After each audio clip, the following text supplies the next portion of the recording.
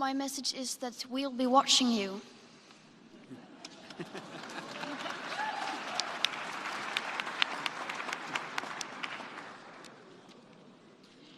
This is all wrong. I shouldn't be up here. I should be back in school on the other side of the ocean. Yet you all come to us young people for hope. How dare you? You have stolen my dreams and my childhood with your empty words, and yet I'm one of the lucky ones. People are suffering, people are dying, entire ecosystems are collapsing. We are in the beginning of a mass extinction, and all you can talk about is money and fairy tales of eternal economic growth. How dare you?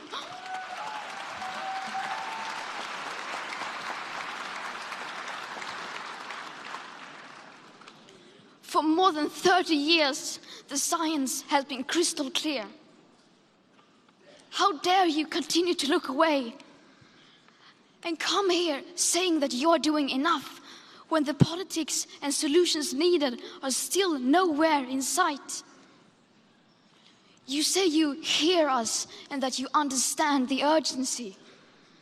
But no matter how sad and angry I am, I do not want to believe that. Because if you really understood the situation and still kept on failing to act, then you would be evil, and that I refuse to believe.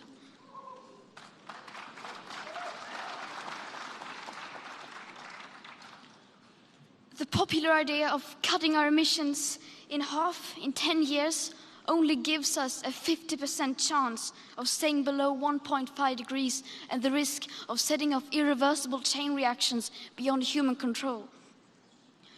50% may be acceptable to you, but those numbers do not include tipping points, most feedback loops, additional warming hidden by toxic air pollution, or the aspects of equity and climate justice. They also rely on my generation sucking hundreds of billions of tons of your CO2 out of the air with technologies that barely exist. So a 50% risk is simply not acceptable to us, we who have to live with the consequences. To have a 67% chance of staying below a 1.5 degrees of global temperature rise, the best odds given by the IPCC, the world had 420 gigatons of CO2 left to emit back on January 1st, 2018.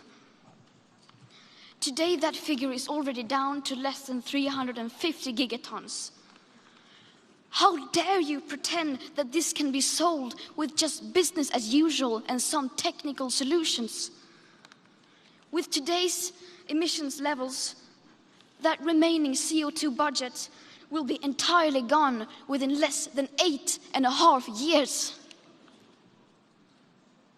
There will not be any solutions or plans presented in line with these figures here today, because these numbers are too uncomfortable and you are still not mature enough to tell it like it is. You are failing us. But the young people are starting to understand your betrayal. The eyes of all future generations are upon you.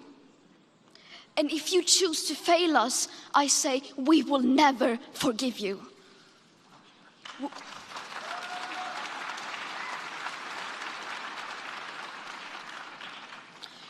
We will not let you get away with this. Right here, right now, is where we draw the line. The world is waking up, and change is coming whether you like it or not. Thank you.